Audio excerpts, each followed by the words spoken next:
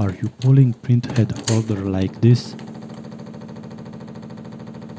Well, don't.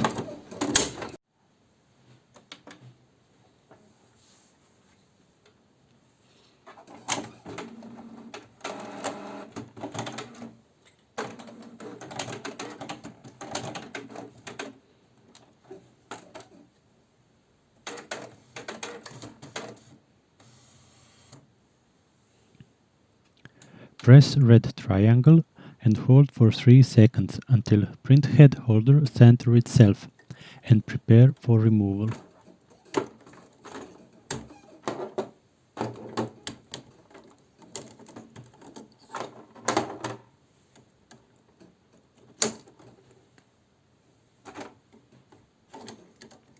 Remove printhead like this and try not to drop it.